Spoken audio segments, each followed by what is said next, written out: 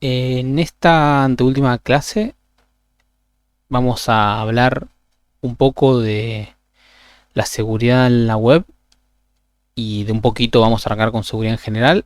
El objetivo es que se vayan con algunas nociones y ideas más o menos formadas de algunos conceptos que buscamos a la hora de hablar de seguridad en nuestras aplicaciones web.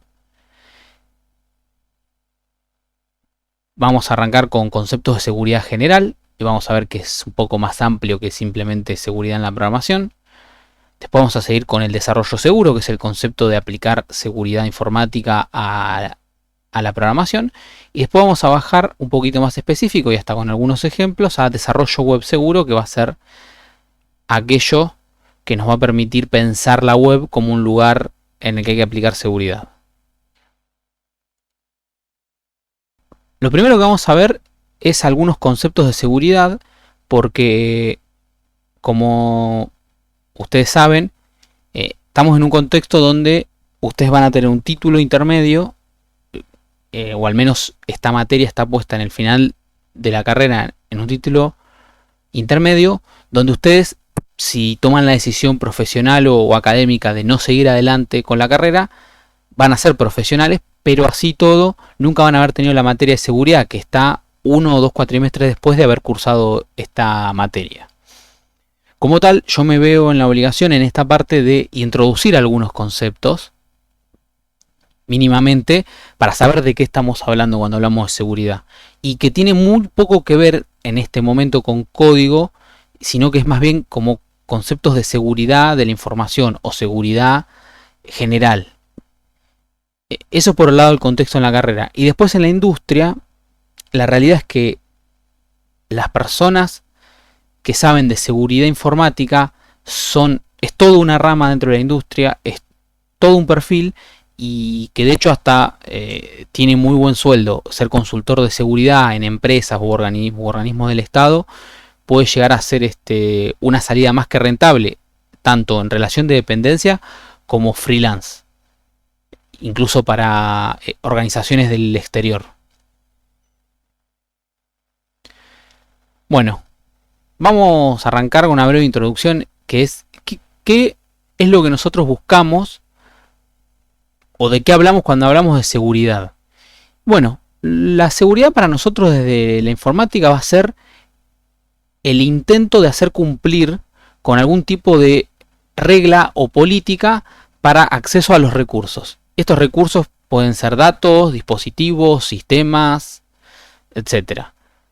Nosotros, en definitiva, buscamos que hay ciertas reglas o políticas de una organización que nos dicen tales individuos tienen que acceder a estos recursos y hay otros individuos que no deben poder acceder, o a estos recursos deben ser accedidos por todo el mundo, o estos recursos no pueden ser accedidos por nadie salvo por estas personas. Bueno, todas esas reglas o frases implican una definición de seguridad, implica una serie de restricciones y una serie de habilitaciones. De eso nos habla la seguridad en este caso informática, ¿no? Es un requisito no funcional. Si vamos a esa clasificación de requisitos funcionales y no funcionales, es una propiedad de nuestros sistemas, no es una funcionalidad en sí, no es que uno delinea una funcionalidad de seguridad, sino que dada la funcionalidad principal se definen requisitos o propiedades que hagan que mi sistema sea más seguro respecto de la organización en la que me encuentro inmerso. Y para hablar de seguridad tenemos que introducir el concepto de riesgo. El concepto de riesgo es la posibilidad de generar daño que tenga un tercero sobre mis recursos. Este tipo de daño puede ser de muy diversas maneras. Puede ser impedir el acceso de las personas que sí están autorizadas, borrado de datos, alteración o manipulación. Pero todo eso va a ser registrado como un daño a mis recursos, el cual en principio yo tengo que tratar de evitar. Por lo tanto, puedo decir que el objetivo de la implementación de la seguridad es poder identificar y, en caso que sea necesario, mitigar o disminuir el riesgo que sean causados por acciones maliciosas. Acciones maliciosas le vamos a llamar a toda tarea o actividad que pueda ser realizada para comprometer nuestros recursos o para explotar el riesgo sobre algún recurso de nuestra organización. Frente a un riesgo, es decir, frente a una posibilidad de una generación de daño, nosotros tenemos un conjunto de acciones que podemos tomar. O sea, hay una de varias posibles acciones. La primera y la más sencilla, se podría decir, es evitarlo. Es decir, evitar que exista el riesgo. Y por ejemplo, si hay un sistema que es inseguro, una forma de evitar es no instalarlo.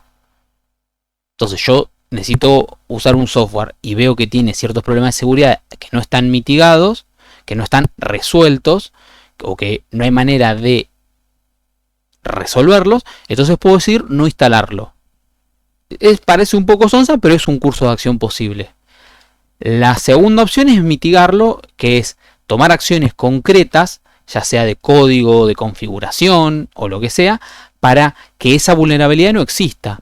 Por ejemplo, puedo decidir que un servicio tiene una vulnerabilidad X y que activando tal regla de seguridad esa vulnerabilidad se evita, entonces acciono, mitigo la posibilidad del daño. Es decir, lo evito.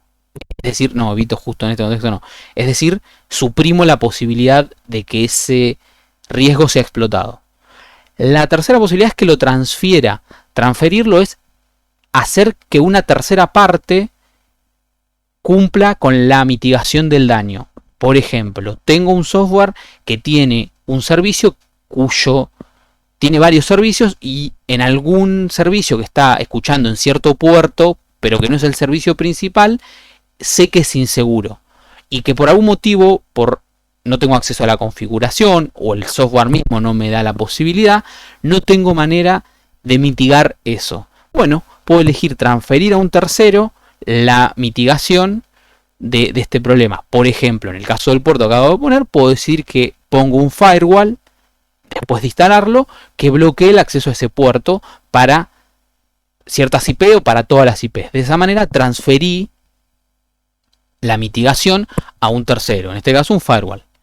Y la otra posibilidad que nos queda es aceptarlo y no hacer nada.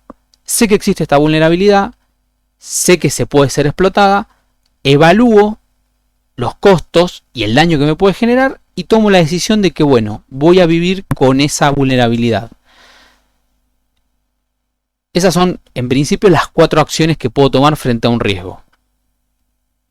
Cuando implemento política de seguridad, en general suelo tener una serie de objetivos, de los cuales me gustaría destacar 3 que son como los más importantes o los que más se ven en la literatura de seguridad. Uno es la confidencialidad y nos habla de una propiedad o de un objetivo donde el recurso o la información es solo utilizada por personas autorizadas. De eso nos habla la confidencialidad. Hay cierto subgrupo de personas en la organización que deben tener acceso, y entonces la propiedad de confidencialidad me garantiza que, o me debiera garantizar que solo esas personas son las que tienen acceso. La segunda parte tiene que ver con integridad y nos habla de que la información solo es alterada por las personas autorizadas y no por terceros.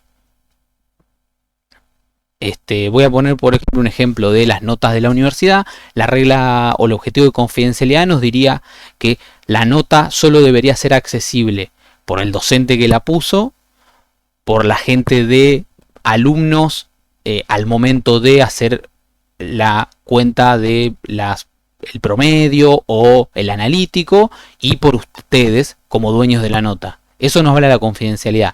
La integridad nos habla de que el dato solo puede ser dado de alta por el docente que pone la nota y que no debiera poder ser alterado por nadie más en la universidad. De eso nos habla el principio o el objetivo de integridad. La nota no puede ser alterada bajo ningún otro concepto salvo en el momento que fue dada de alta. Justo es un caso de un dato que no debiera ser modificado.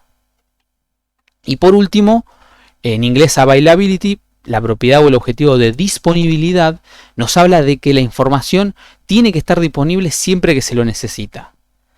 En el caso de la nota, debiera estar accesible vía, por ejemplo, en el caso de ustedes, vía web, a partir de una semana o 2 semanas posteriores a haber rendido un final de la materia, debiera estar la nota disponible y la debieran tener ustedes accesible en horarios administrativos. En general, bueno, esos servicios garantizan las 24 horas, pero mínimamente en el momento que ustedes requieran de hacer algún trámite y requieran dicha nota para ese trámite.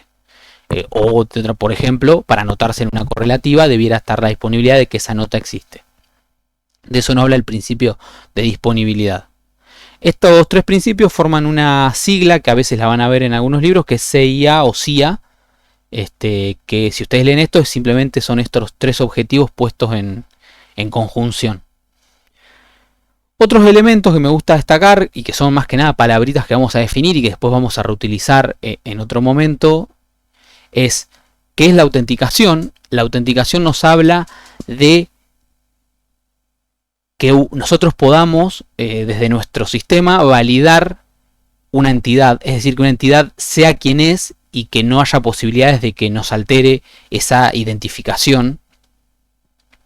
La autorización, que es distinto de la autenticación, aunque muchas veces la vemos como juntas. La autorización es, una vez hecha la autenticación, yo poder decir que esa entidad puede realizar estas acciones y no otras dentro de mi sistema. Eso es autorización.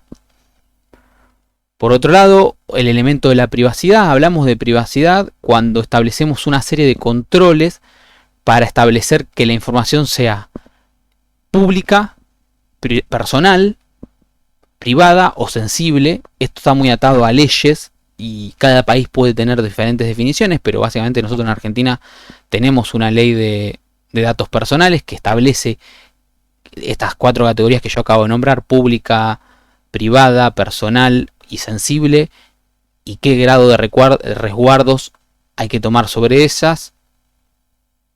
Otra propiedad u otro elemento es el anonimato, es decir, poder garantizar o asegurar, en caso de que sea requerido, que no hay manera de identificar una entidad que no debe ser identificada. Por ejemplo, en un sistema donde haya involucrada cuestiones de votación, debe garantizarse el anonimato por acción o por omisión. No repudio es un elemento bastante importante y que básicamente nos habla de que una entidad haga una acción en nuestro sistema y no pueda negar que realizó dicha acción. Eso es una característica de no repudio de un sistema.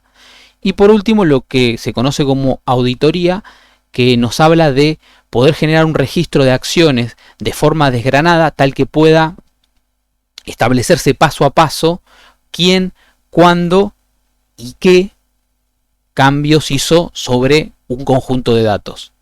Típicamente puede ser por motivos técnicos, es decir, la necesidad de establecer alguna especie de rollback o vuelta atrás en caso de alguna falla, o puede haber temas legales. Por ejemplo, las telefónicas están obligadas a guardar registros de comunicaciones por una cierta cantidad de años, y eso es por motivos legales, no porque ellas quieran. Entonces, bueno, esos son registros de auditoría.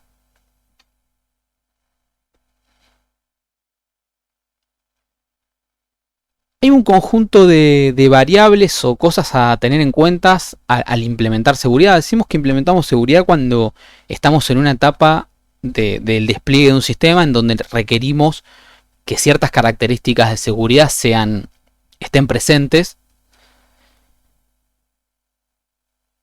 Y bueno, quería hablar acá de algunas de estas variables a tener en cuenta o cosas a pensar al momento de implementar un mecanismo de seguridad. Hay una regla que se llama regla de la cadena que nos dice que la seguridad es tan débil como el elemento más inseguro de todo el esquema de seguridad que implementemos. Como ya se habrán dado cuenta en esta breve introducción, la seguridad es un proceso que se encarga de forma integral, es decir, yo tengo muchos componentes en mi sistema y debería probar que todos ellos tienen ciertos grados de seguridad que yo quiero garantizar, porque puede pasar que si yo hago seguridad sobre varios de ellos pero no sobre otros, esos inseguros afecten a los que están debidamente securizados. La regla de la cadena nos dice que un sistema es tan inseguro como el eslabón más débil de ese conjunto de subsistemas. Se llama regla de la cadena por esto de que si uno tira de una cadena, la cadena se rompe por el eslabón más débil. De ahí viene el nombre. Involucra ciertas complejidades y implementar seguridad. Vamos a ver más adelante en los ejemplos que hagamos que hay que tener en cuenta un montón de cosas, y además de que todo lo que se sabe hasta hoy mañana puede cambiar o se pueden agregar nuevas variables, y que además la integración de los sistemas puede generar nuevas vulnerabilidades. Es decir, puedo tener dos sistemas que por separado son seguros pero que en su comunicación son inseguros, y eso es una cuestión a tener en cuenta también. Por lo tanto, a nivel técnico no es sencillo decir de forma tajante o rápida o al menos intuitiva que un sistema es seguro técnicamente. Hay que hacer algún tipo de estudio sobre eso, y además hay una complejidad legal. Nosotros, si no hacemos seguridad adecuadamente en nuestro sistema y por ejemplo tenemos datos médicos en nuestras bases de datos, podemos estar incurriendo en alguna cuestión legal que nos caiga como profesionales en el futuro. Entonces suele ser bastante habitual encontrarse con bases de datos o con sistemas que no reúnen todas las condiciones de seguridad, pero sin embargo reúnen datos que en conjunto o robados pueden representar un gran riesgo para las personas dueñas de esos datos. Heterogeneidad de plataformas nos habla de que yo, por ejemplo, puedo tener un software X implementado en cierta plataforma y que con ciertas variables implementadas es seguro, pero en una plataforma Y ese mismo software con esas mismas variables puede no ser exactamente igual de seguro. Esto es porque obviamente todo software depende también de alguna manera del software que tiene debajo o con el que interactúa, y que por ejemplo no es lo mismo implementar seguridad en un sistema Linux que en un sistema Windows o en un sistema Mac. Por más que haya cosas que sean parecidas o equivalentes, hay otras que no lo son, y que por lo tanto yo puedo conocer mucho de seguridad en un entorno, en una plataforma, pero no en la otra.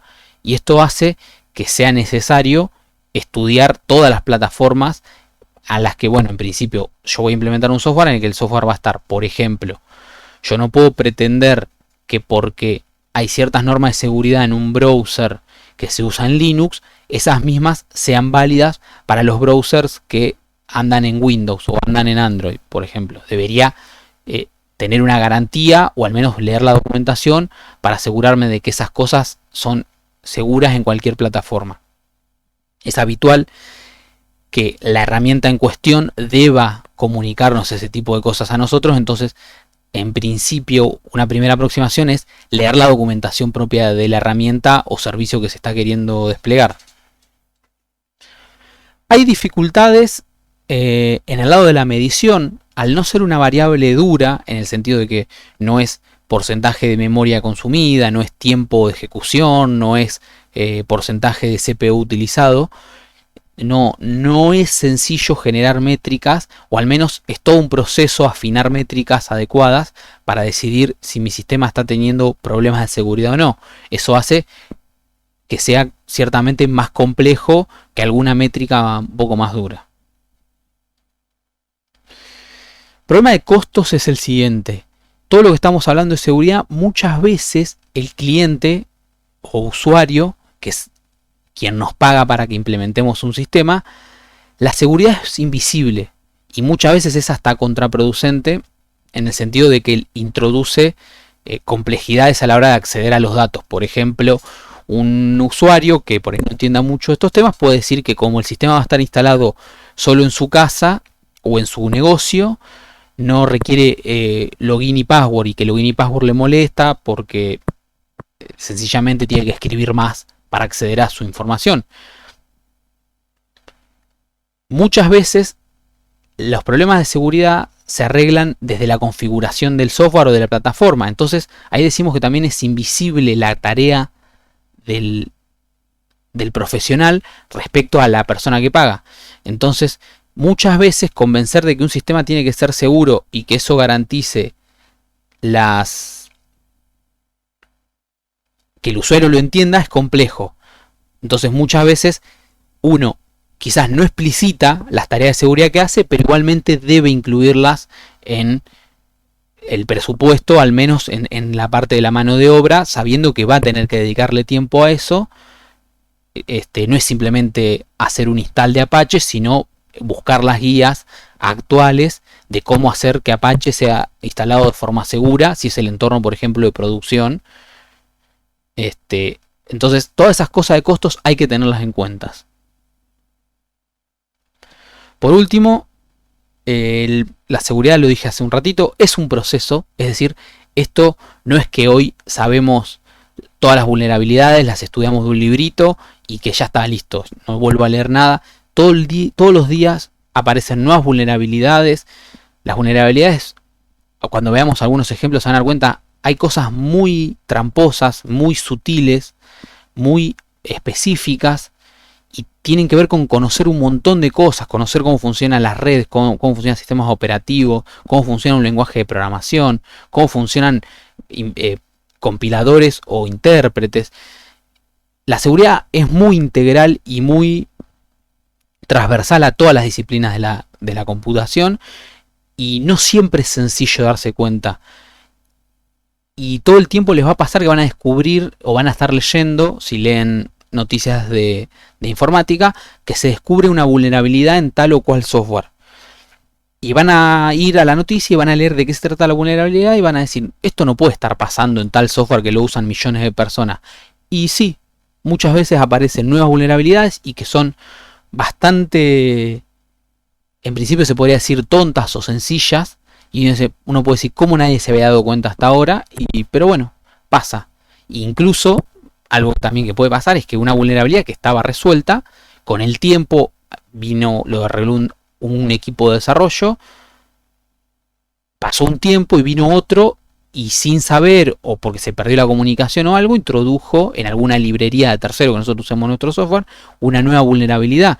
Hace unos años se descubrió, por ejemplo, que en la librería OpenSSL, que era básicamente la librería que en la mayoría de los servidores Linux o incluso clientes se utilizaba para encriptar información, había una cierta vulnerabilidad que ante cierta combinación de variables de entorno hacía bastante predecible la generación del número, la generación de la aleatoriedad en la misma. Y era, quizás no era así en términos del código en C, pero era como yo les dijera que en algún punto, bajo ciertas condiciones, devolvía siempre return true o return 1, una cosa así, y que alguien se puso a buscar y eso estaba hacía un par de años comiteado en un repositorio y nadie le había prestado atención. Y bueno, y básicamente era la librería que se está usando en todo el mundo para encriptar en los servidores Linux, que básicamente es la mayoría de los servidores de producción que existen. Y bueno, en el momento que alguien se cuente cómo esto puede haber pasado en una librería que usa tanta gente, que está tanta gente encima, y bueno, porque a veces en la confianza, vamos a hablar un poquito más del tema del open source y la seguridad en un rato, pero a veces la confianza en que hay otros auditando, otros mirando el código, se pueden llegar a escapar cosas bastante sencillas. Entonces las nuevas amenazas aparecen todo el tiempo y no necesariamente tienen que ser cosas sofisticadas o muy complicadas. A veces es un problema de comunicación, muchas veces. Vamos a hablar de algunos conceptos para ir metiéndonos en temas un poquito más específicos. Hay un concepto que es de modelado de amenaza, que tiene que ver con poder pensar de forma previa o en una etapa quizá de diseño qué amenazas pueden estar metidas en mi software. Y bueno, si en principio, si mi software es web, por ejemplo, un modelado de amenaza es, bueno, puedo tener amenazas de tipo de red, amenazas de ataque a ciertos puertos, a ciertas IPs, a amenazas de tipo de negaciones de servicio, etc. Pensar esto de forma previa a ponerse a codear es hacer un modelado de amenaza. El modelado de amenaza es todo un enfoque y hay libros, hay bibliografía al respecto, pero bueno, sepan que hay toda una conceptualización de que, bueno, quizás pensar en la seguridad no es luego que escribimos todo el código, sino que se puede pensar de mucho antes. Por otro lado tenemos lo que se llama evaluación de riesgo. Evaluación de riesgo es asignar un ranking o una métrica para que nosotros podamos decidir qué tan alto es un riesgo en mi software. Y para eso, por ejemplo, una de las propuestas de un modelo o una ecuación es medir el impacto y medir la probabilidad. Si tengo un riesgo que tiene bajo impacto y baja probabilidad, va a entrar, por ejemplo, en el gráfico ese, en la parte verde, vamos a decir que tiene riesgo bajo. Ahora, si nos movemos hacia la parte roja, es decir, alta probabilidad y alto impacto, vamos a decir que tenemos un riesgo alto. Es un modelo bastante sencillo, pero que es bastante potente. Si es que podemos asignar un buen número a probabilidad y a impacto, nos daría un buen número rankeado de los distintos riesgos que podamos encontrar, por ejemplo, vía el modelado de amenazas que hablé antes. Podríamos asignarle al riesgo un número y decidir que, bueno, a ver, no tengo tiempo de resolver todos los riesgos que existen, pero puedo resolver los amarillos, los naranjas y los rojos del gráfico, por ejemplo. Puedo decir tranquilamente eso, al menos en una primera o una segunda etapa. Conocer los ataques. Conocer los ataques significa que uno en algún momento, si se quiere dedicar a la parte de seguridad de la profesión, necesita hacerse atacante, es decir, conocer las técnicas de ataques. Y en esto entran dos palabras que son el black hat y el white hat, sombrero blanco y sombrero negro. Básicamente significa, y acá van a ver también algún otro concepto relacionado como el hacking ético o ethical hacking, que es básicamente uno, para poder defenderse de los ataques de seguridad, tiene que saber hacerlos. Y que es válido practicar, obviamente practicar en entornos de prueba, en entornos controlados y en entornos que todo el mundo sepa que se están atacando, pero es necesario conocer la forma en que una vulnerabilidad puede ser explotada o un riesgo puede ser aprovechado, porque esa es la manera de después ir y bloquearlo y mitigarlo. Entonces, básicamente hay gente a la que se le paga en la industria, en las organizaciones, se les paga para que ataquen sistemas. Y te digan, el informe de devolución es, mira, tenés estas vulnerabilidades porque las pude explotar. Entonces, a eso se refiere con conocer los ataques. Hay perfiles en la industria que se dedican a atacar otros sistemas y que son pagados para hacer eso. Bueno, acá está lo de Black Hat, White Hat. Black Hat habla de prácticas no acordadas previamente, son prácticas en general que pueden rayar la ilegalidad. En cambio, White Hat son prácticas coordinadas previamente con la persona que va a ser atacada y que de tal manera que la persona se somete voluntariamente a un ataque para descubrir si realmente es vulnerable. Bueno, ciclo de trabajo. Nos referimos a qué hacer frente a los riesgos o a las vulnerabilidades que podamos ir detectando. Y bueno, la primera obviamente es generar una protección si hay una vulnerabilidad que conozco. Después necesito alguna manera de detección, donde detección puede ser tanto elaborar una métrica en algún software como que tener un canal de comunicación y que terceros me avisen de que tengo alguna vulnerabilidad y a partir de esa detección reaccionar. Es decir, alguien me avisa que tengo un bug, bueno, tengo que poder en un tiempo razonable poder mitigarlo, poder resolverlo. Es bastante habitual y no quise traer demasiadas estadísticas, pero se sabe que muchas empresas se les notifica que tienen un problema de seguridad en alguna librería, en algún software, en algún sistema, y que pueden pasar años hasta que se toman acciones de mitigación sobre eso. Algunas cosas son simplemente molestas, otras son incómodas y otras pueden ser verdaderos riesgos para la información de terceros que estén almacenados en el sistema en cuestión. El tema de detectar, o sea, si nosotros pudiéramos con alguna metodología que no existe poder proteger todo, la detección no tendría sentido. Justamente la detección es porque no tiene sentido en costos querer proteger todo el tiempo todo, porque no sería inhumano, habría que contratar un ejército de personas de seguridad, no tendría sentido. Entonces la detección tiene que estar ahí bien aceitada para que una vez que detectamos poder reaccionar de la mejor manera. Si hay algo a lo que no podamos reaccionar, porque no tenemos plata, bueno, implementar sistemas de detección también es medio al cohete. Entonces hay que tener ahí un balance, hay que saber que se está implementando y que si vamos a implementar algo inseguro y no vamos a poder reaccionar si es inseguro, quizás lo mejor sea no implementarlo. Hay que ser responsables y nosotros sobre todo, en realidad el problema acá es que muchas veces nosotros vamos a tener un rol técnico dentro de un proyecto más grande donde va a haber involucrada gente que pone guita, gente que toma decisiones políticas, terceros que pueden ser afectados. Entonces, la recomendación técnica quizás no es nunca no lo hagan, pero es esto conlleva un riesgo altísimo por tales motivos. Es recomendable en nivel técnico o bien invertir más en detección frente a futuros problemas. Eso puede ser simplemente contratar a gente adicional o contratar alguna especie de suite de seguridad que nos preste algún tipo de apoyo, o la recomendación es que en estas condiciones a nivel técnico no se puede garantizar el resguardo de los datos. Después la decisión política es probable que la tome otra persona o alguien que sea la persona que pone la plata, pero nosotros a nivel técnico tenemos que poder garantizar si la cosa se puede implementar segura o en caso de que no se pueda, decirlo también en un nivel meramente técnico. Una otra cosa, esto de que si se puede detectar pero no reaccionar no tiene sentido, es tenemos una casa que está en el medio del campo y que a kilómetros a la redonda no hay nada.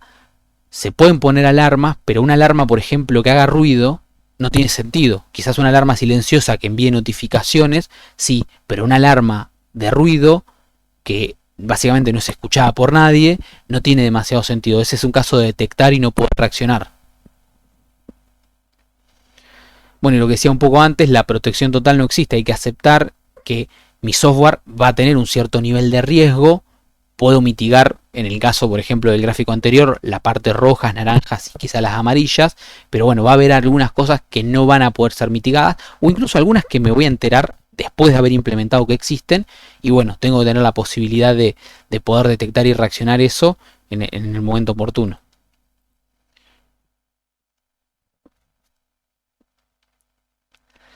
Como decía antes, la seguridad total no la podemos implementar, y bueno, porque básicamente es un compromiso, es decir, es una relación tirante entre costos de implementación eso y, por ejemplo, usabilidad.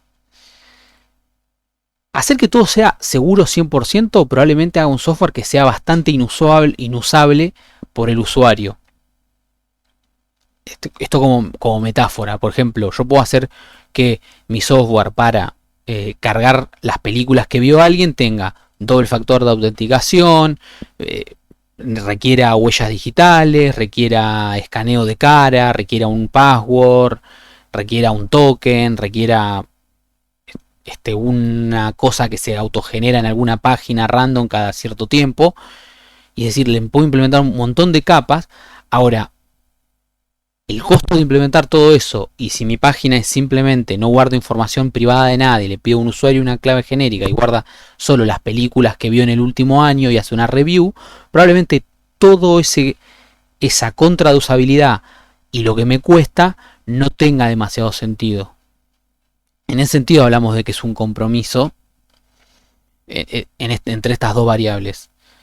Hay que siempre tener en cuenta lo que se hace, lo que hace mi software, y implementar la cantidad de seguridad necesaria acorde a las tareas y al tipo de información que guarda dicho programa.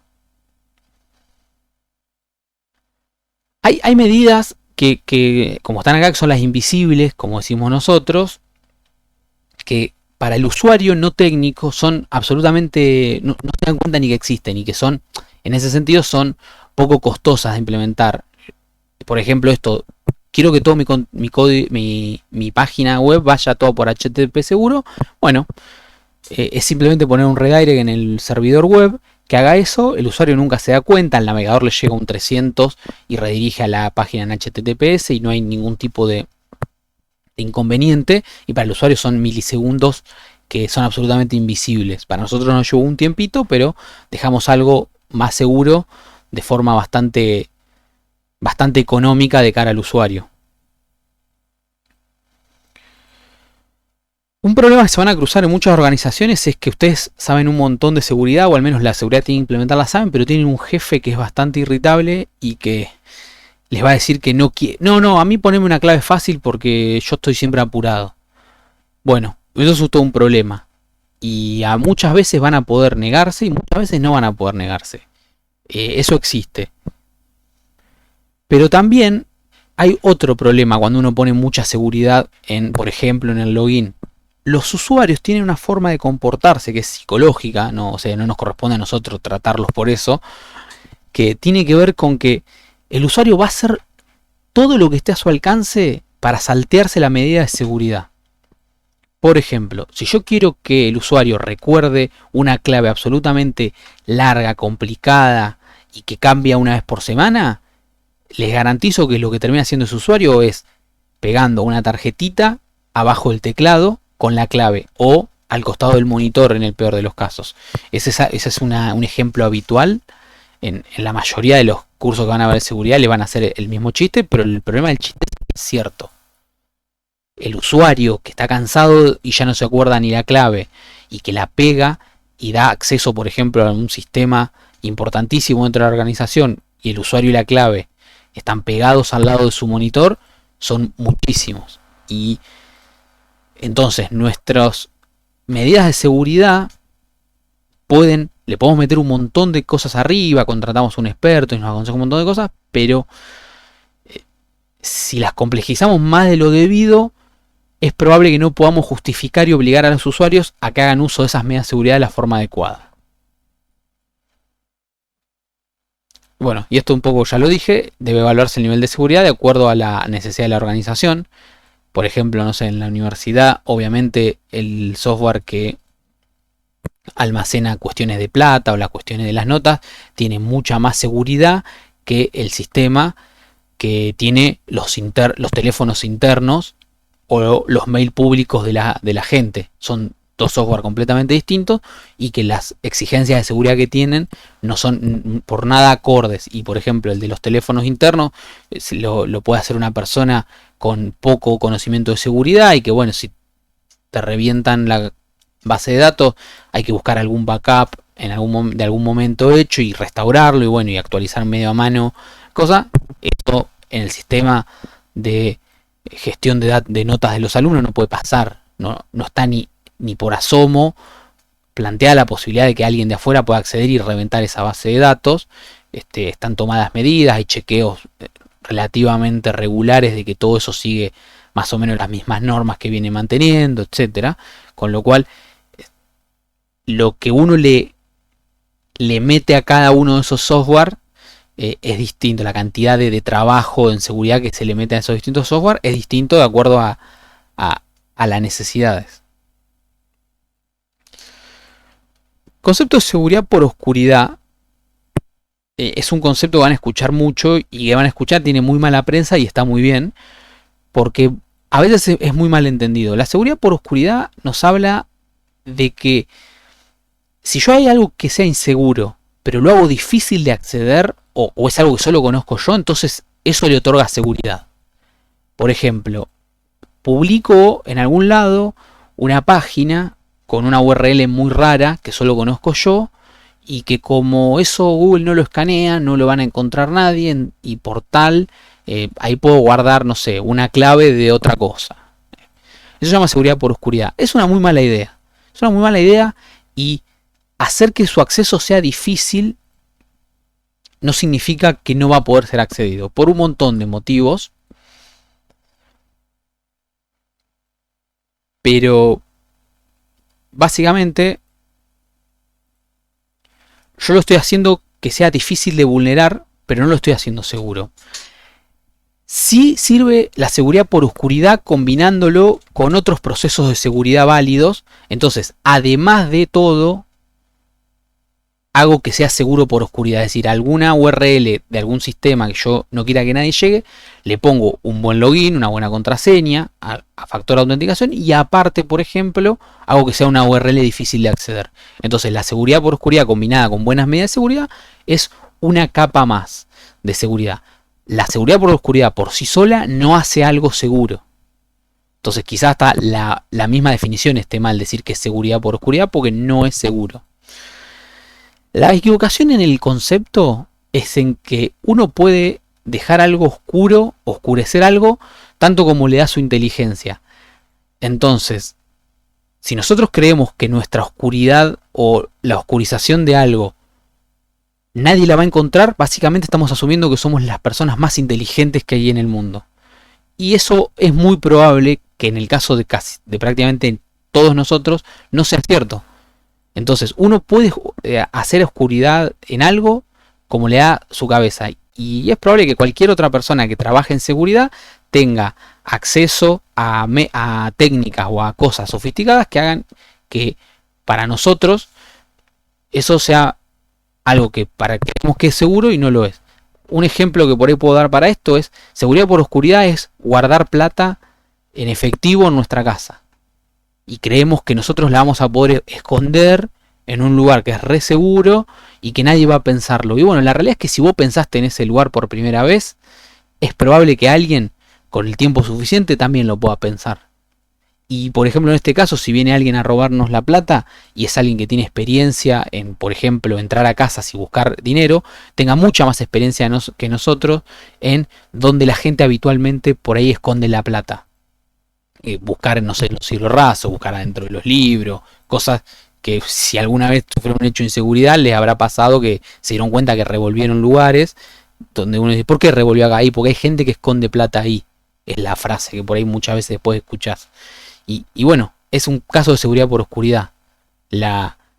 Guardar el dinero adentro de un libro, por ejemplo, es la más clásica. O guardar el dinero en el freezer, se ha escuchado también. Es decir, crees que nadie va a poder pensar lo que a vos se te ocurrió. Y es un error, es una forma, es una falacia creer que eso otorga seguridad. Por eso nosotros decimos, bueno, que seguridad por oscuridad no nos otorga ni seguridad ni lo hace vulnerable, sino que esto es falso. Y que la seguridad tiene que ser por diseño, no por oscuridad. Esto significa, la seguridad, nosotros tenemos que diseñar un esquema en el que dicho esquema sea conocido por todos y que mirándolo digamos: che, qué loco, sabemos cómo funciona y eso lo hace seguro. Un ejemplo típico, por ahí me voy a ir demasiado, pero un ejemplo típico de esto son los algoritmos de encriptación, tanto simétrica como asimétrica. Si ustedes alguna vez vieron algo de eso, van a saber que la fortaleza de un algoritmo de encriptación no está en el algoritmo en sí, sino en la clave. ¿Qué significa eso? Bueno, el algoritmo es conocido por todo el mundo. Básicamente hay software libre implementado con esos algoritmos. Lo que le otorga seguridad a eso es la clave, la fortaleza de la clave. Por lo tanto, la forma en que opera el algoritmo es absolutamente conocida. El diseño es absolutamente conocido por todos, el mecanismo interno. Ahora, lo que nadie tiene que saber es la contraseña, o el conjunto de contraseñas, o el conjunto de certificados, o lo que sea que implemente. Pero el mecanismo en funcionamiento de la seguridad, el diseño, es absolutamente público y eso es lo que lo hace seguro.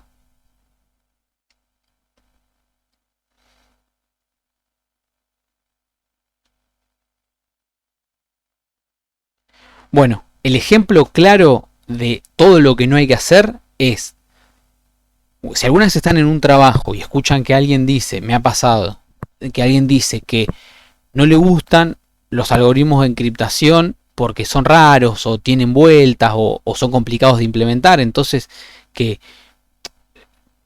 a esa persona con la que están hablando se le ocurrió un verdadero mecanismo de encriptación, pero que ese va a ser más seguro que todos los otros que existen porque él se dio cuenta que es probable que estén o en presencia de alguien que está totalmente equivocado o que es un genio. Como la probabilidad de que estén en presencia de un genio es absolutamente baja, la probabilidad es que estén en presencia de alguien que está pensando mal la seguridad por oscuridad.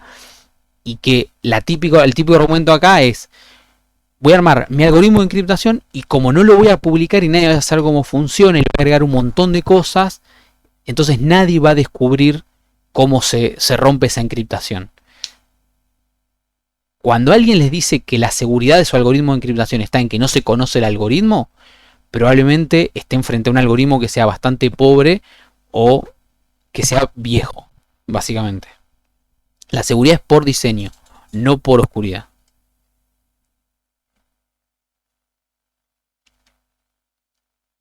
bueno, veo que me adelanté a todo esto en lo que venía diciendo antes. Seguridad más oscuridad suelen ser buenas combinaciones, no la oscuridad por sí sola.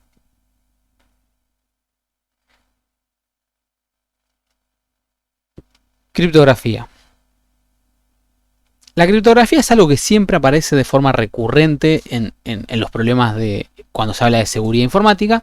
No es la solución a todos los problemas de seguridad, no todo se puede resolver con criptografía.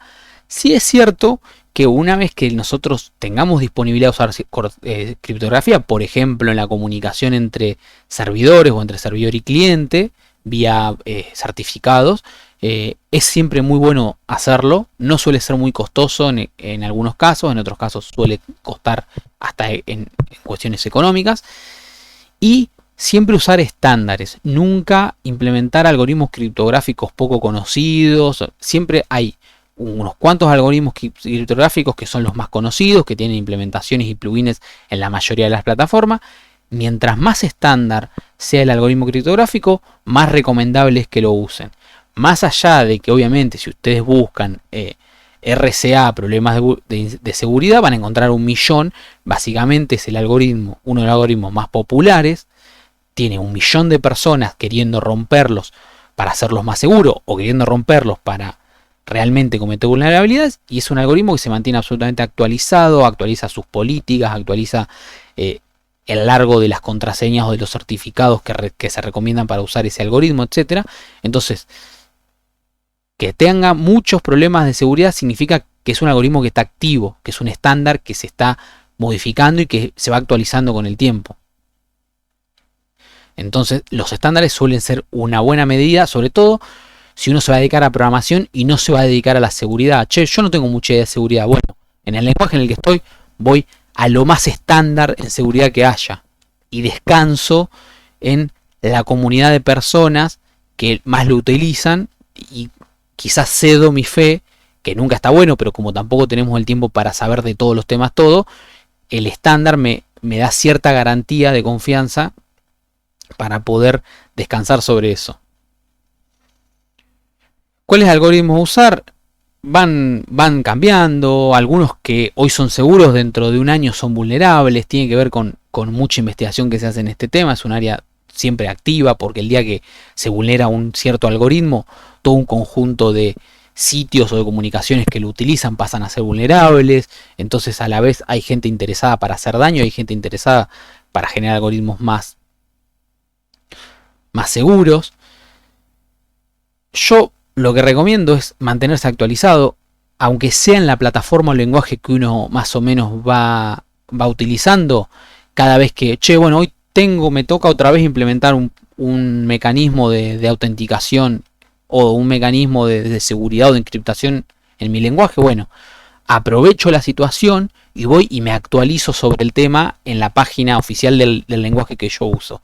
Y leo cuáles fueron las novedades, los últimos cambios que hubo, que alguna cosa fue deprecada. Entonces, más o menos, para no meternos de lleno en todos estos temas que son enormes, me mantengo actualizado cada tanto, y cuando tengo que implementar algo me pongo más o menos al día. Y si obviamente conocer las nociones nos sirve que para cada vez que hay un cambio no tener que estar leyendo todo sin entender, sino más o menos entender el cambio que se hizo, en qué parte de todo este esquema gigante de la seguridad va el cambio ese nuevo. Cualquier lenguaje activo y moderno tiene librerías de seguridad o tiene librerías de terceros que son populares y que son temas, los de seguridad, a los que les prestan bastante atención, sea Python, sea PHP, sea Java.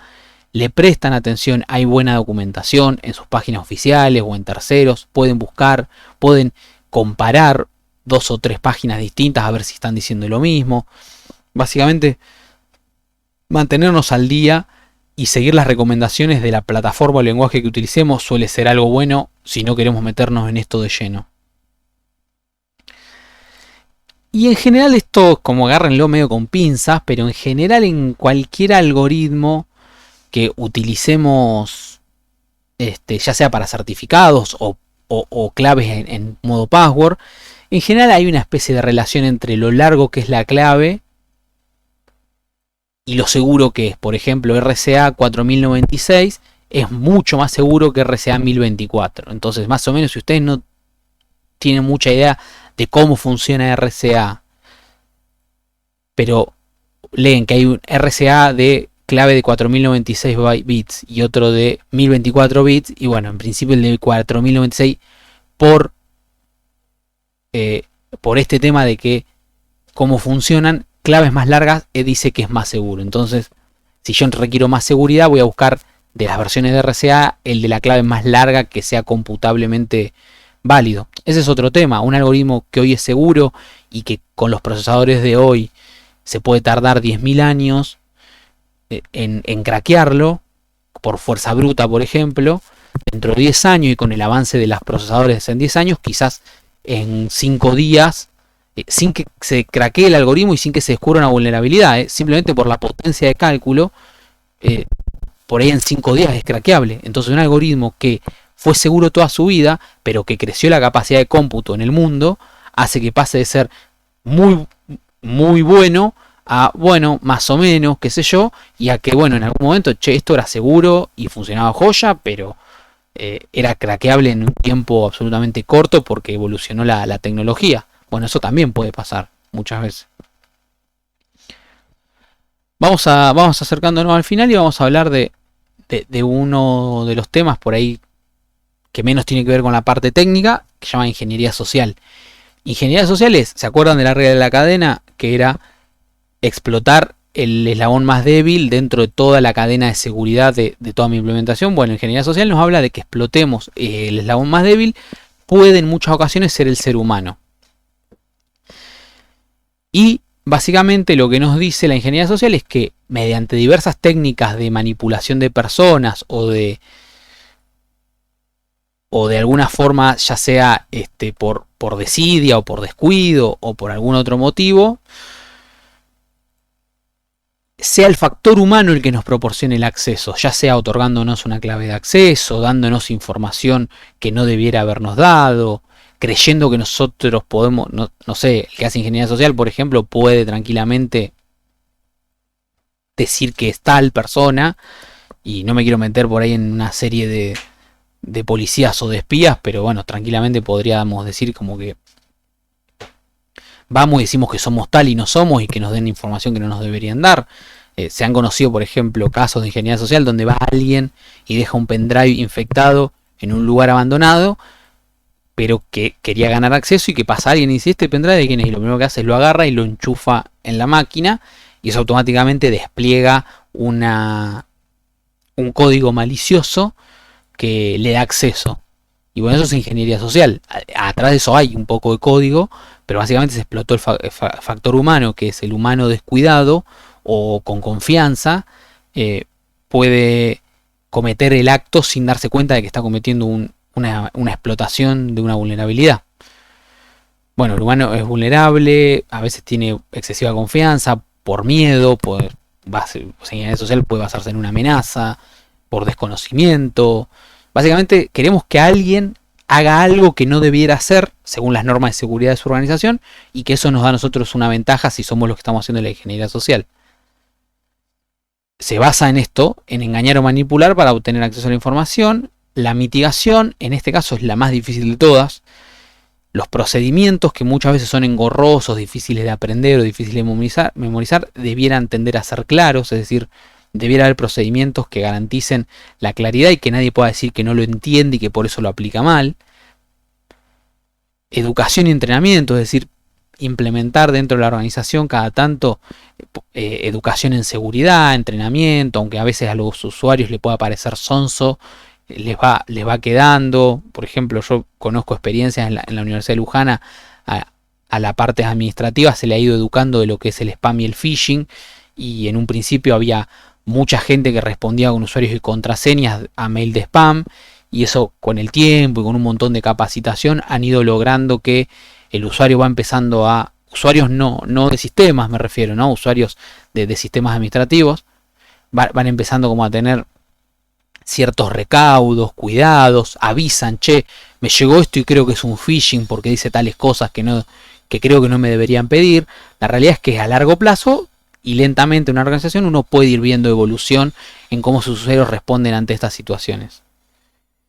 Y obviamente desde el lado de programación nos ayuda a crear un software que sea claro, que sea intuitivo y que no haya ambigüedades o cosas raras.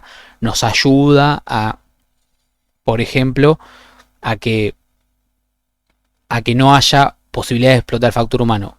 Por ejemplo, nosotros nunca debiéramos pedir que el usuario entregue su clave. Jamás ningún proceso técnico debiera requerir que el usuario nos dé su clave de acceso a un sistema. Si el usuario la pierde, la tiene que regenerar. Y para regenerarla, por ejemplo, tiene que tener un mail válido.